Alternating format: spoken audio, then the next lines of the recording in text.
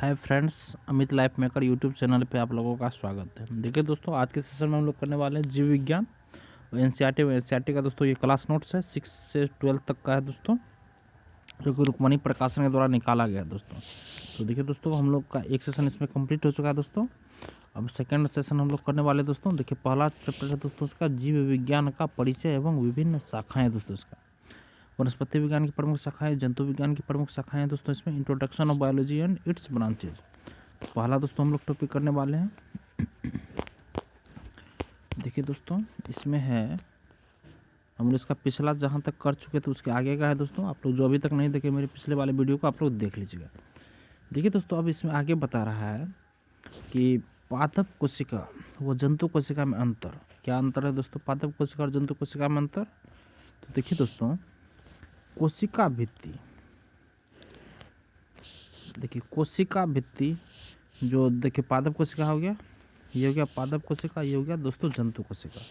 तो कोशिका भित्ति देखिए दोस्तों, पादप कोशिका में उपस्थित होती है और जंतु कोशिका में अनुपस्थित होती है दोस्तों। अनुपस्थित होती है, इसमें नहीं होती है। हरित लवक देखिए दोस्तों, पादप कोशिका में रहती है और जंतु कोशिका में नहीं रहती है। रिक्तिकाएँ दोस्तों देखिए, एक या दो बड़ी रिक्तिकाएँ उपस्थित रहती है और दोस्तों देखिए जंतु कोशिका में छोटी या अनुपस्थित होती है दोस्तों। नेक्स्ट दोस्तों देखिए तारककाय, तारककाय दोनों देखिए दोस्तों, दोनों में इसमें अनुपस्थित रहती है और जंतु कोशिका में उपस्थित रहती है तारककाय। गोल्जिकाय दोस्तों, गोल्जिकाय इसमें पादप कोशिका में कम विकसित रहती है और इसमें जंतु कोशिका में विकसित व सक्रिय भी रहती है। आगे दोस्तों संचित भोजन, देखिए दोस्तों संचित भोजन जो है, संचित भोजन मंड के रूप में रहती है। इसमें पादप कोशिका में दोस्तों संचित भोजन जो है मंड के रूप में रहती है और जंतु कोशिका में दोस्तों संचित भोजन ग्लाइकोजन के रूप में संचित रहती है दोस्तों। अब दोस्तों आगे कोशिका की संरचना, देखिए दोस्तों कोशिका की संरचना मतलब स्ट्रक्चर ऑफ सेल, एक प्रारूपिक दोस्तों इसमें है कोशिका की संरचना स्ट्रक्चर ऑफ सेल दोस्तों। एक प्रारूपिक यूकेरियोटिक कोशिका में निम्न घटक होते हैं दोस्तों। देखिए फर्स्ट होता है दोस्तों कोशिका कला, सेल मेम्ब्रेन। सेकंड है कोशिका द्रव। थर्ड है दोस्तों केंद्रक, सेल मेम्ब्रेन, साइटोप्लाज्म और न्यूक्लियस। ये क्या दोस्तों कोशिका की संरचना में ये तीनों चीज़ का योगदान है दोस्तों। ये तीनों चीज़ कोशिका की संरचना में रहती है। तो दोस्तों देखिए सबसे पहला हम लोग कोशिका कला देखते हैं। सेल मेम्ब्रेन, सेल मेम्ब्रेन है दोस्तों, इसे प्लाज्मा झिल्ली अथवा कोशिका झिल्ली भी कहते हैं दोस्तों। इसे कोशिका कला को दोस्तों प्लाज्मा झिल्ली अथवा कोशिका झिल्ली भी कहते हैं दोस्तों। इसे यह कोशिका के जीव द्रव का सबसे बाहरी सजीव आवरण है। यह कोशिका के जीव द्रव का सबसे बाहरी आवरण है। कोशिका द्रव का सबसे बाहरी आवरण क्या है दोस्तों? कोशिका कला। कोशिका कला बाहरी आवरण है जो कोशिका के घटकों को बाहरी वातावरण से अलग करती है। विभिन्न प्रकार की कोशिकाओं में इसकी मोटाई 75 से 105 एंगस्ट्रम तक होती है। विभिन्न प्रकार की कोशिकाओं में इसकी मोटाई 75 से 105 एंगस्ट्रम तक होती है। यह त्रिस्तरीय आवरण है। कोशिका कला लचीली होती है और कार्बनिक अणुओं जैसे फास्फोलिपिड तथा प्रोटीन की दोस्तों ये बनी होती है। कोशिका कला दोस्तों लचीली होती है। यह कार्बनिक अणुओं जैसे फास्फोलिपिड तथा प्रोटीन की बनी होती है। फास्फोलिपिड तथा प्रोटीन की दोस्तों ये बनी होती है। आगे दोस्तों देखिए, ये दोस्तों ये इसका चित्र हो गया। देखिए दोस्तों ये है दोस्तों, देखिए ग्लोबुलिन प्रोटीन। यहाँ पे दोस्तों ग्लोबुलिन प्रोटीन, ये दोस्तों ये जो है ये ग्लोबुलिन प्रोटीन है। और ये दोस्तों ये जो संरचना ये जो है इसको दोस्तों ग्लाइकोप्रोटीन। कार्बोहाइड्रेट है दोस्तों, ये कार्बोहाइड्रेट। ग्लाइकोलिपिड है, कोलेस्ट्रॉल है दोस्तों। इंटरनल प्रोटीन है दोस्तों ये बड़ा वाला जो है। और पेरिफेरल प्रोटीन ये हो गया दोस्तों। और ये हो गया चैनल प्रोटीन ये हो गया दोस्तों ये। और ये हो गया अल्फा हेलिक्स प्रोटीन हो गया दोस्तों ये। देखिए दोस्तों आगे हम लोग आते हैं। यह कोशिका में प्रवेश करने वाले वह बाहर जाने वाले पदार्थों पर नियंत्रण रखती है दोस्तों कोशिका कला। कोशिका कला कुछ पदार्थों को अंदर अथवा बाहर आने जाने देती है। यह अन्य पदार्थों की गति को भी रोकती है। इसीलिए कोशिका झिल्ली को चयनात्मक पारगम्य झिल्ली कहते हैं दोस्तों। देखिए, कोशिका झिल्ली को चयनात्मक पारगम्य झिल्ली कहते हैं। यह जंतु कोशिका को निश्चित आकृति प्रदान करती है दोस्तों। यह जंतु कोशिका को निश्चित आकृति प्रदान करती है तथा जीव द्रव की सुरक्षा करती है एवं एक कोशिकीय अलवणीय जलीय जीव तथा पौधे इसी झिल्ली से परासरण के द्वारा जल ग्रहण करते हैं दोस्तों। नेक्स्ट है दोस्तों कोशिका भित्ति, सेल वाल। कोशिका भित्ति, कोशिका कला हो गया दोस्तों। अब है दोस्तों कोशिका भित्ति। देखिए दोस्तों, इसका हम 3 पार्ट बताए थे। एक दोस्तों हो गया कोशिका कला सेल मेम्ब्रेन, सेकंड है दोस्तों कोशिका द्रव और थर्ड है केंद्र। तो देखिए दोस्तों, कोशिका कला हम लोग खत्म किए। कोशिका कला के बाद दोस्तों आता है कोशिका भित्ति, सेल वाल। तो देखिए दोस्तों, पादप कोशिकाओं में कोशिका कला के चारों ओर एक निर्जीव परत पाई जाती है जिसे कोशिका भित्ति कहते हैं दोस्तों। देखिए, कोशिका कला के चारों ओर एक निर्जीव जो परत रहती है दोस्तों उसे कोशिका भित्ति कहते हैं। यह दोस्तों अब आगे है पादप कोशिका भित्ति मुख्यतः सेलुलोज, हेमीसेलुलोज, पेक्टिन अथवा पॉलीसेकेराइड की बनी होती है दोस्तों, अथवा पॉलीसेकेराइड की बनी होती है। कोशिका भित्ति की उपस्थिति के आधार पर पादप कोशिका को जंतु कोशिका से विभेदित किया जाता है। कोशिका भित्ति की उपस्थिति के आधार पर ही दोस्तों पादप कोशिका और जंतु कोशिका में दोस्तों हम लोग विभेदित कर सकते हैं।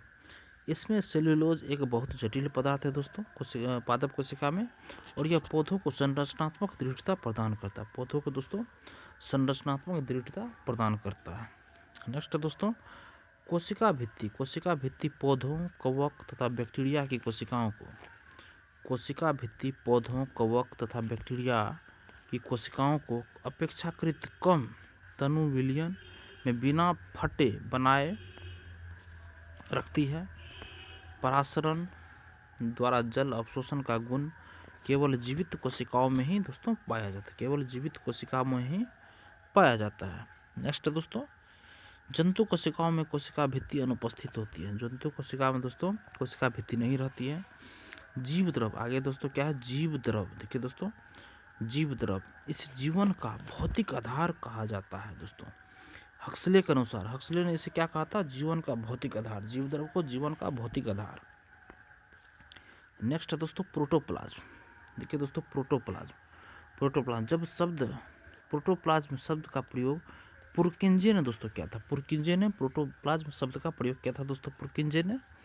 जीव द्रव के 2 भाग होते हैं दोस्तों, जीव द्रव के 2 भाग होते हैं। एक हो जाता है कोशिका द्रव और सेकंड होता है दोस्तों नाभिक द्रव। देखिए दोस्तों जो अभी तक मेरे पिछले वाले वीडियो को नहीं देखे होंगे इसका एक सेशन कर चुके हैं हम। इस वीडियो के डिस्क्रिप्शन लिंक में उस वीडियो का लिंक डाल देंगे, आप लोग पहला जाके देख लीजिएगा, क्योंकि दोस्तों ये हम सीरियली से क्लास नोट्स करवा रहे हैं दोस्तों। आप अगर पूरा का पूरा समझिए, एक बायोलॉजी का चैप्टर ही दोस्तों, बायोलॉजी सब्जेक्ट ही हम खत्म करेंगे। तो पहला वीडियो का इसमें डिस्क्रिप्शन में लिंक रहेगा दोस्तों, आप लोग वहाँ जाके देख सकते हैं इसको। आगे दोस्तों कोशिका द्रव एवं नाभिक द्रव। जीव द्रव 2 प्रकार के होते हैं, एक कोशिका द्रव और दूसरा होता है नाभिक द्रव। तो देखिए नाभिक द्रव जो है दोस्तों न्यूक्लियोप्लाज्म, कोशिका के नाभिक में पाए जाने वाले द्रव को नाभिक द्रव कहते हैं। आगे दोस्तों कोशिका द्रव। कोशिका द्रव में देखिए दोस्तों साइटोप्लाज्म जिसे इंग्लिश में बोलते हैं।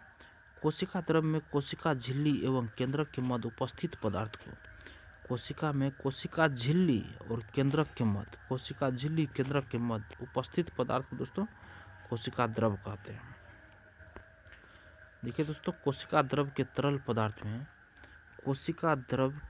पदार्थ में कई सजीव संरचनाएं कोशिकांग तथा निर्जीव संरचनाएं पाई जाती है। देखिए कोशिका द्रव के तरल पदार्थ में कई सजीव संरचनाएं कोशिकांग तथा निर्जीव संरचनाएं पाई जाती है। तरल पदार्थ में जल, ग्लाइकोजन, वसा व अन्य पदार्थ पाए जाते हैं। तरल पदार्थ में ग्लाइकोजन, वसा व अन्य पदार्थ पाए जाते हैं तरल पदार्थ में। कोशिका में पाए जाने वाले कोशिकांग निम्न है। कोशिका में पाए जाने वाले कोशिकांग दोस्तों निम्न है। कोशिका में पाए जाने वाले कोशिकांग दोस्तों निम्न है। कोशिका में पाए जाने वाले कोशिकांग निम्न है। एक है दोस्तों माइटोकॉन्ड्रिया, यह केवल यूकेरियोटिक कोशिकाओं में पाए जाते हैं। यह केवल यूकेरियोटिक कोशिकाओं में पाए जाते हैं तथा प्रोकैरियोटिक कोशिकाओं में नहीं पाए जाते हैं। ठीक है दोस्तों, माइटोकॉन्ड्रिया जो है दोस्तों, ये सिर्फ यूकेरियोटिक कोशिकाओं में ही पाए जाते हैं, प्रोकैरियोटिक कोशिकाओं में नहीं पाए जाते हैं। एक जीव के विभिन्न कोशिकाओं दोस्तों, एक जीव के विभिन्न कोशिकाओं में इनकी संख्या अलग अलग हो सकती है। एक जीव के विभिन्न कोशिकाओं में इनकी संख्या अलग अलग हो सकती है। जिन कोशिकाओं को अधिक ऊर्जा की आवश्यकता होती है दोस्तों, उनमें इनकी संख्या अधिक होती है।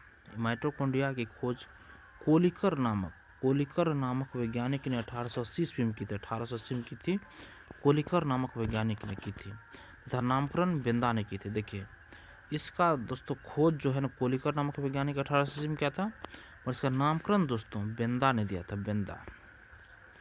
तो दोस्तों यही है माइटोकॉन्ड्रिया का ये चित्र है दोस्तों। देखिए दोस्तों ऊपर में दोस्तों माइटोकॉन्ड्रिया के ऊपर में यहाँ देखिए, यहाँ राइबोज हो गया दोस्तों, राइबोज ये बाहरी जो आवरण है दोस्तों, इसको आउटर मेम्ब्रेन बोलते हैं। फिर इसी के जस्ट इसके इस साइड वाला इसको बोलते हैं इनर मेम्ब्रेन, और दोस्तों आउटर चैम्बर होता है दोस्तों। ये जो है ना पूरा, ये जो है ये बीच वाला जो इसको जो बोलते हैं आउटर चैम्बर बोलते हैं। और इसका ये भाग होते हैं मैट्रिक्स हो गया दोस्तों। ये डीएनए मॉलिक्यूल इसी के बीच में जो होता है दोस्तों, डीएनए मॉलिक्यूल है। और F1 पार्टिकल, ये देखिए ये बिंदा वाला जो चेन टाइप का जो है दोस्तों चारों बगल, ये क्या हो गया F1 पार्टिकल। और ये हो गया दोस्तों क्रिस्टेस, ये जो है ना इसको क्रिस्टेस बोलते हैं। आगे दोस्तों देखिए माइटोकॉन्ड्रिया दोहरी झिल्ली युक्त कोशिकांग है दोस्तों। माइटोकॉन्ड्रिया दोहरी झिल्ली युक्त कोशिकांग है। इसकी बाह्य झिल्ली चिकनी व समतल होती है तथा आंतरिक झिल्ली में इसकी गुहा की ओर अंगुली के समान वलन निकले रहते हैं, जिन्हें क्रिस्टी कहते हैं दोस्तों। जिन्हें क्या कहते हैं? क्रिस्टी कहते हैं। नेक्स्ट क्वेश्चन है फ्रेंड्स, इसके क्रिस्टी के मध्य भाग को दोस्तों अधात्री या मैट्रिक्स कहते हैं। इसमें मैट्रिक्स में 65 से 70% प्रोटीन, 25% फास्फोलिपिड तथा 0.5% आरएनए पाया जाता है। मैट्रिक्स में 65 से 70% प्रोटीन, 25% फास्फोलिपिड, 0.5% आरएनए पाया जाता है। आगे दोस्तों इसके मैट्रिक्स में ही कोशिकीय शोषण होते हैं। इसके मैट्रिक्स में ही कोशिकीय शोषण होते हैं। यही ग्लूकोज वायवीय शोषण के उपरांत ऊर्जा एटीपी के रूप में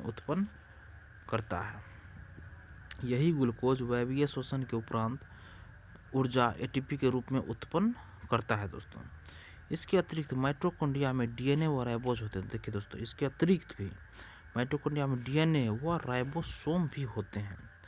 माइटोकॉन्ड्रिया में उपस्थित डीएनए के कारण यह अपने अधिकांश भाग का निर्माण स्वतः कर लेता है, इसलिए इसे स्वशासित कोशिकांग कहते हैं।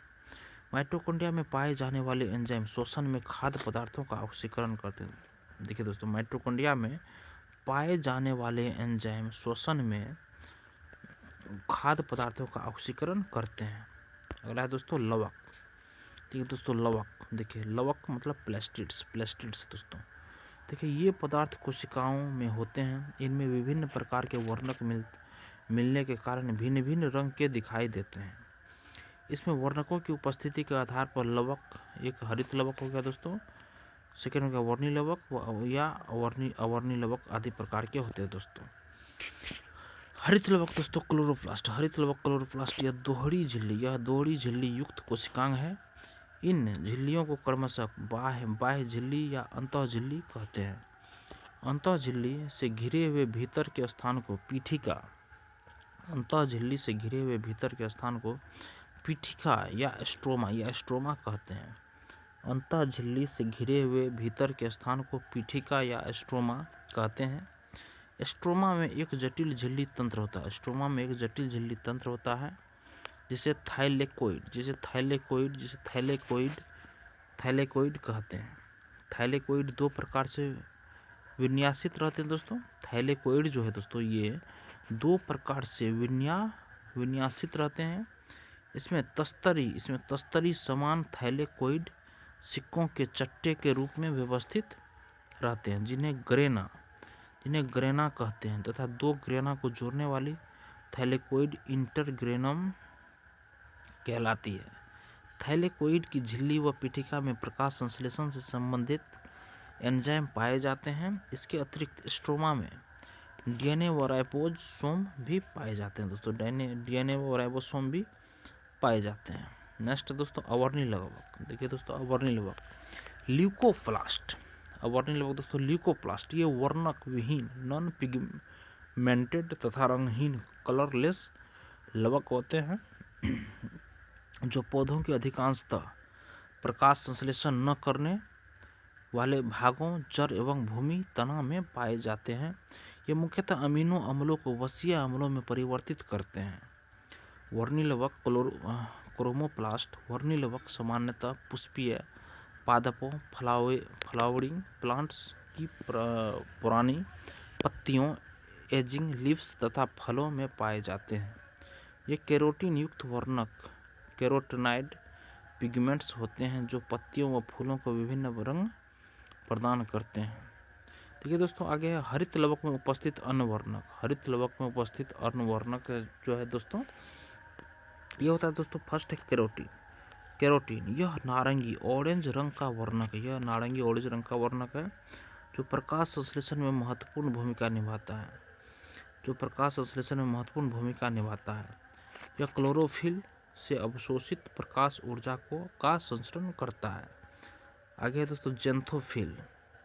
जेंथोफिल दोस्तों यह पीले रंग का वर्णक है जो पत्तियों में उपस्थित होता है। यह सूर्य के प्रकाश के उस तरंगदैर्घ्य को अवशोषित करने में सक्षम होता है जिसे हरित लवक अवशोषित नहीं कर पाता है। यह वर्णक सूर्य के हैं दोस्तों।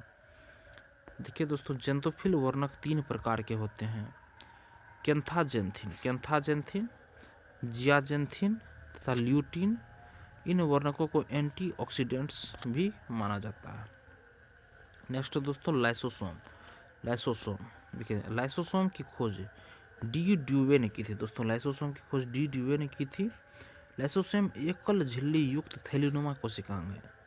इसमें कणीय द्रव भरा होता है जिसमें कई जल अपघटनी एंजाइम पाए जाते हैं जो शर्करा, वसा, प्रोटीन, न्यूक्लिक अम्ल का अपघटन कर सरल अणुओं में तोड़ देते हैं। नेक्स्ट आगे है दोस्तों लाइसोसोम कोशिका का अपशिष्ट निपटाने वाला तंत्र है। लाइसोसोम दोस्तों कोशिका का अपशिष्ट निपटाने वाला तंत्र है। लाइसोसोम बाहरी पदार्थ के कोशिकांग अंगकों के टूटे फूटे भागों को पाचित करके कोशिका को साफ करता है। लाइसोसोम में बहुत शक्तिशाली पाचनकारी एंजाइम होते हैं। लाइसोसोम की झिल्ली के फटने पर एंजाइम उस कोशिका का पाचन कर देते हैं जिसमें लाइसोसोम स्थित था। लाइसोसोम को कोशिका की आत्मघाती थैली भी कहते हैं दोस्तों। नेक्स्ट है फ्रेंड्स अंतर्द्रवी जालिका दोस्तों।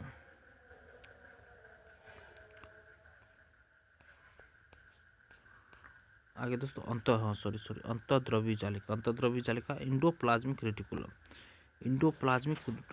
देखिए दोस्तों कोशिका के केंद्रक तथा कोशिका कला के मध्य सूक्ष्म नलिकाओं की जालिका को अंतर्द्रवी जालिका कहते हैं। कोशिका के केंद्रक तथा कोशिका कला के मध्य सूक्ष्म नलिकाओं की जालिका को अंतर्द्रवी जालिका कहते हैं। इसकी भित्ति एक झिल्ली की होती है। अंतर्द्रवी जालिका 2 प्रकार की होती है दोस्तों। एक होता है खुरदुरी अंतर्द्रवी जालिका RER, तो सेकंड होता है तो चिकनी अंतर्द्रवी जालिका SCR। खुरदुरी अंतर्द्रवी जालिका की सतह पर राइबोसोम पाए जाते हैं तथा यह प्रोटीन का संश्लेषण करती है। आगे दोस्तों चिकनी अंतर्द्रवी जालिका की सतह पर राइबोसोम का अभाव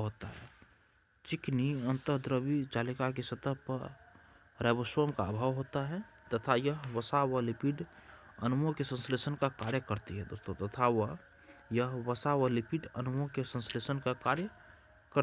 अंतर्द्रवी जालिका गोल्जिकाय का निर्माण करती है दोस्तों। अंतर्द्रवी जालिका गोल्जिकाय का निर्माण करती है और तथा यह वसा व लिपिड अणुओं के संश्लेषण का कार्य करती है दोस्तों। ये दोस्तों इसका चित्र हो गया दोस्तों। देखिए ये हो गया दोस्तों रफ इंडोप्लाज्मिक रेटिकुलम। दोस्तों रफ इंडोप्लाज्मिक रेटिकुलम ये हो गया दोस्तों। स्मूथ इंडोप्लाज्मिक रेटिकुलम ये दोस्तों हो गया बाहरी वाला। उसके बाद विकल हो गया दोस्तों। वेसिकल दोस्तों ये हो गया, वेसिकल हो गया। गोल्जी हो गया दोस्तों, ये गोल्जी एपार्टस। और लेसोसोम दोस्तों ये बाहरी हो गया, लेसोसोम। नेक्स्ट दोस्तों राइबोसोम। देखिए राइबोसोम, राइबोसोम है दोस्तों, राइबोसोम। इसकी खोज क्लार्ट ने की व पैलेट ने इनको राइबोसोम नाम दिया। इसकी खोज क्लार्ट ने की मगर पैलेट ने इनको राइबोसोम नाम दिया। यह कोशिका द्रव में स्वतंत्र रूप से तथा खुरदुरी अंतर्द्रव्य जालिका के दाने के रूप में पाए जाते हैं। राइबोसोम के चारों ओर झिल्ली नहीं पाई जाती दोस्तों। राइबोसोम के चारों ओर क्या होती है? झिल्ली नहीं पाई जाती हैं। ये आरएनए व प्रोटीन के बने होते हैं दोस्तों। ये आरएनए व प्रोटीन के बने होते हैं।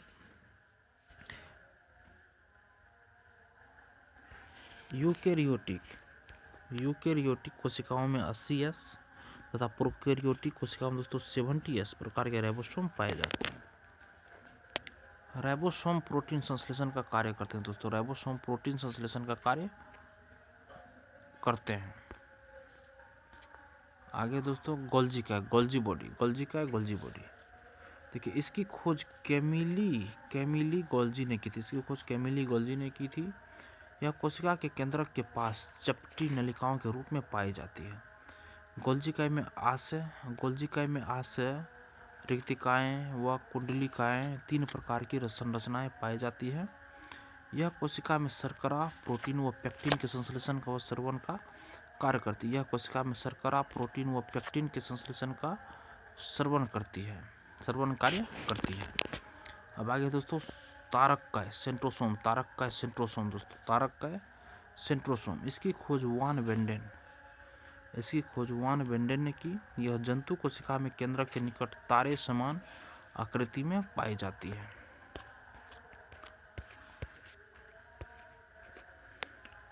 देखिए दोस्तों प्रत्येक तारकाय में 2 तारक केंद्र मतलब सेंट्रियोल्स होते हैं तथा दोनों तारक केंद्र एक दूसरे के लंबवत रहते हैं। तारकाय जंतु कोशिकाओं में कोशिका विभाजन के समय तुरकु तंतुओं का निर्माण करती है। यह शुक्राणु की पूंछ का निर्माण करती है तथा सूक्ष्म जीवों में पाए जाने वाले गमन अंगों जैसे कशाभिका व पक्षभाव का आधार बिंदु बनती है दोस्तों। नेक्स्ट दोस्तों रिक्तिका वैक्यूल। देखिए दोस्तों कोशिका द्रव में सूक्ष्म या बड़ी बुलबुले समान संरचनाएं रिक्तिकाएं कहलाती है। समान रचनाएं क्या कहलाती है दोस्तों? रिक्तिकाएं कहलाती है। रिक्तिका एक झिल्ली तथा आवृत होती है। जिसे टोनोप्लास्ट कहते हैं दोस्तों। जिसे क्या कहते हैं? टोनोप्लास्ट कहते हैं। समान रूप से रिक्तिका में उपस्थित द्रव की कोशिका रस कहते हैं। कोशिका रस में जल, उत्सर्जी पदार्थ व अन्य उपयोगी उत्पाद पाए जाते हैं। रिक्तिका कोशिका को दोस्तों देखिए, रिक्तिका कोशिका को स्फीति टर्गिड बनाए रखती है तथा जल व अन्य अनुपयोगी पदार्थ का संग्रहण करती है। पादप कोशिका में रिक्तिका बड़ी होती है दोस्तों। पादप कोशिका में रिक्तिका बड़ी होती है। आगे दोस्तों केंद्रक। देखिए दोस्तों केंद्रक न्यूक्लियस केंद्रक। देखिए केंद्रक की खोज रॉबर्ट ब्राउन ने 1831 ईस्वी में की थी। यह महत्वपूर्ण कोशिकांग है दोस्तों।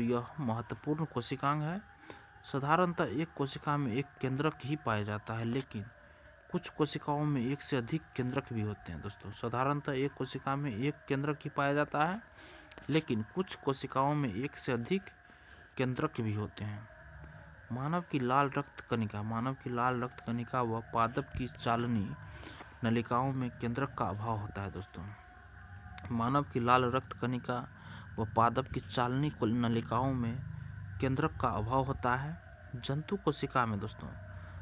कोशिका में केंद्रक गोलाकार व मध्य में तथा पादप कोशिका में बड़ी रिक्तिका की उपस्थिति के कारण केंद्रक कोशिका की परिधि की ओर पाया जाता है। केंद्रक के चारों ओर दोहरी केंद्रक झिल्ली पाई जाती है दोस्तों। केंद्रक के चारों ओर दोहरी केंद्रक झिल्ली पाई जाती है। केंद्रक झिल्ली में सूक्ष्म केंद्रक छिद्र होते हैं। केंद्रक झिल्ली में दोस्तों, केंद्रक झिल्ली में सूक्ष्म केंद्रक छिद्र होते हैं जिनके द्वारा कोशिका द्रव केंद्रक द्रव के मध्य पदार्थों का आदान प्रदान होता है दोस्तों। केंद्रक झिल्ली में सूक्ष्म केंद्रक छिद्र होते हैं जिनके द्वारा कोशिका द्रव केंद्रक द्रव के मध्य पदार्थों का आदान प्रदान होता है दोस्तों। केंद्रक में तरल केंद्रक द्रव न्यूक्लियोप्लाज्म पाया जाता है दोस्तों। केंद्रक में केंद्रक द्रव न्यूक्लियोप्लाज्म पाया जाता है। इस द्रव में प्रोटीन, न्यूक्लिक अम्ल तथा अन्य कार्बनिक यौगिक पाए जाते हैं। केंद्रक में उपस्थित एक या अधिक सूक्ष्म गोलाकार संरचनाओं को केंद्रक कहते हैं दोस्तों। केंद्रक में उपस्थित एक या अधिक सूक्ष्म गोलाकार संरचनाओं को केंद्रिक न्यूक्लियस कहते हैं। केंद्रक द्रव में पतले धागे सदृश संरचना का जाल पाया जाता है जिसे क्रोमेटिन जालिका कहते हैं दोस्तों। क्या कहते हैं उसे? क्रोमेटिन जालिका कहते हैं। कोशिका विभाजन के समय क्रोमेटिन धागे कुंडलित होकर अपेक्षाकृत मोटे दिखाई देते हैं जिन्हें गुणसूत्र क्रोमोसोम कहते हैं। केंद्रक कोशिका का मुख्य नियंत्रक अंग है दोस्तों। केंद्रक कोशिका का मुख्य नियंत्रक अंग है दोस्तों। गुणसूत्र मुख्य रूप से डीएनए के बने होते हैं दोस्तों। गुणसूत्र जो है मुख्य रूप से डीएनए के बने होते हैं। डीएनए में ही जीन पाए जाते हैं दोस्तों। नेक्स्ट है दोस्तों डीऑक्सीराइबोस न्यूक्लिक अम्ल। डीऑक्सीराइबोस न्यूक्लिक अम्ल दोस्तों, सजीव कोशिकाओं में आनुवांशिक पदार्थ के रूप में डीऑक्सीराइबोस न्यूक्लिक अम्ल डीएनए पाया जाता है। सजीव कोशिकाओं में आनुवांशिक पदार्थ के रूप में डीऑक्सीराइबोस न्यूक्लिक अम्ल डीएनए पाया जाता है। पादप वायरस में डीएनए का अभाव होता है। पादप वायरस में डीएनए का अभाव होता है। इनमें केवल राइबोस न्यूक्लिक अम्ल आरएनए ही पाया जाता है जो आनुवांशिक पदार्थ डीएनए की तरह व्यवहार करता है। फ्रेडरिक माइसर ने सर्वप्रथम डीएनए को मवाद कोशिका के केंद्रक में खोजा था तथा इस पदार्थ को न्यूक्लिन नाम दिया। इस पदार्थ को क्या नाम दिया दोस्तों? न्यूक्लिन नाम दिया। नेक्स्ट है दोस्तों वर्तमान में इसे न्यूक्लिक अम्ल के नाम से जाना जाता है। न्यूक्लिक अम्ल दो प्रकार के होते हैं दोस्तों। न्यूक्लिक अम्ल दो प्रकार के होते हैं। एक है दोस्तों डीऑक्सीराइबोस न्यूक्लिक अम्ल मतलब डीएनए एवं दूसरा राइबोस न्यूक्लिक अम्ल आरएनए। देखिए डीएनए मुख्य रूप से सभी कोशिकाओं के केंद्र में पाया जाता है। इसके अतिरिक्त यह केंद्रक के बाहर कोशिका द्रव में स्थित स्वप्रकृत कोशिकाओं में जैसे माइटोकॉन्ड्रिया एवं पादपों के हरितलवक में भी पाया जाता है दोस्तों। डीएनए की रचना द्विसूत्री डबल हेलिक्स होती है दोस्तों। डीएनए की रचना डबल हेलिक्स होती है। जीवाणुभोजी वायरस में डीएनए एक सूत्री होती है। जीवाणुभोजी वायरस में डीएनए एक सूत्री होता है। यूकेरियोटिक कोशिका में डीएनए लंबे एवं तंतु समान होते हैं। यूकेरियोटिक कोशिका में डीएनए लंबे एवं तंतु समान होते हैं। प्रोकैरियोटिक कोशिका में माइटोकॉन्ड्रिया एवं हरितलवक में ये आकार में छोटे व वृत्ताकार प्रकार के होते हैं दोस्तों।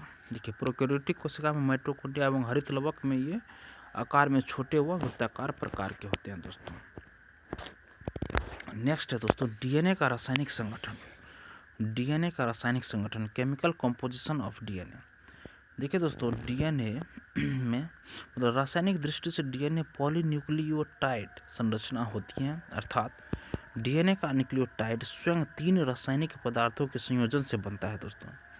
डीएनए का न्यूक्लियोटाइड स्वयं 3 रासायनिक पदार्थों के संयोजन से बनता है। इसमें पेंटोज शर्करा फास्फोरिक अम्ल नाइट्रोजन क्षारक आदि पाए जाते हैं। ये हैं दोस्तों। देखिए पेंटोज शर्करा आरएनए की संरचना में मुख्य रासायनिक पदार्थ पेंटोज शर्करा होता है। डीएनए की संरचना में मुख्य रासायनिक पदार्थ पेंटोज शर्करा होता है दोस्तों। यह शर्करा डीऑक्सीराइबोज होती है। पेंटोज शर्करा 5 कार्बन युक्त होती है दोस्तों। पेंटोज शर्करा 5 कार्बन युक्त होती हैं। इसके तीसरे व 5वें कार्बन से फास्फेट समूह एवं प्रथम कार्बन से नाइट्रोज क्षारक जुड़ा रहता है दोस्तों। आगे तो फास्फोरिक अम्ल से फास्फेट समूह प्राप्त होते हैं जो डीएनए तंतु में पाई जाने वाली पेंटोज शर्कराओं को परस्पर बांध कर रीढ़ खंभ बनाता है। नाइट्रोजन क्षारक दोस्तों नाइट्रोजनस बेस क्षार कार्बनिक यौगिक होती है। यह दो प्रकार के होते हैं दोस्तों, पिरिमिडीन नाइट्रोजन क्षारक दोस्तों, पिरिमिडीन नाइट्रोजन बेस। यह एक वलयी संरचना होती है, अर्थात इसकी संरचना में एक बेंजीन वलय होता है। यह 3 प्रकार का दोस्तों होता है, यह 3 प्रकार का होता है, साइटोसिन, थायमिन एवं यूरेसिल। प्यूरिन नाइट्रोजन क्षारक दोस्तों, purine nitrogen क्षारक Dastak, purine nitrogen base, प्यूरिक nitrogen द्विवलयी संरचना होती है। इसकी संरचना में एक बेंजीन वलय तथा दूसरा इमिडाइजोल वलय होता है। एक बेंजीन वलय तथा दूसरा इमिडाइजोल वलय होता है दोस्तों। प्यूरिन नाइट्रोजन क्षार 2 प्रकार की होती है, एडेनिन ग्वानिन। डीएनए की संरचना में पिरिमिडीन नाइट्रोजन क्षारक का तीसरा कार्बन पेंटोज शर्करा के प्रथम कार्बन से बंध द्वारा जुड़ता है। इसी प्रकार प्यूरिन नाइट्रोजन क्षारक का 9वां कार्बन पेंटोज शर्करा के प्रथम कार्बन से बंध द्वारा जुड़ता है। डीएनए निर्माण में रासायनिक यौगिकों की समायोजन प्रक्रिया इस के निम्न चरण है दोस्तों। न्यूक्लियोसाइड्स का निर्माण। डीऑक्सीराइबोज शर्करा का अणु एक नाइट्रोजन क्षारक से संयोजित होकर न्यूक्लियोटाइड बनाता है दोस्तों। देखिए न्यूक्लियोटाइड का निर्माण दोस्तों, डीऑक्सीराइबोज शर्करा या अणु एक नाइट्रोजन क्षारक से संयोजित होकर न्यूक्लियोटाइड बनाता है दोस्तों। देखिए दोस्तों, आज हम ये इतना किए दोस्तों इस क्लास नोट्स में। इसके आगे दोस्तों कल करेंगे। कल के सेशन में दोस्तों, जो अभी तक दोस्तों मेरे पिछले वाले सेशन को नहीं देखे हैं दोस्तों, एक सेशन कर चुके हैं दोस्तों इसका, पहला चैप्टर का जीव विज्ञान का परिचय एवं विभिन्न शाखा का दोस्तों, उसका दोस्तों हम इस डिस्क्रिप्शन लिंक में उसका लिंक दे देंगे दोस्तों। पहले आप वो देख लीजिएगा, फिर ये देखिएगा, तब आपको समझ में ज़्यादा आएगा दोस्तों। धन्यवाद दोस्तों आपको यह सेशन देखने के लिए। अगर आपको यह सेशन पसंद है दोस्तों तो वीडियो को लाइक ज़रूर कीजिए। आपका दिन शुभ हो। धन्यवाद दोस्तों।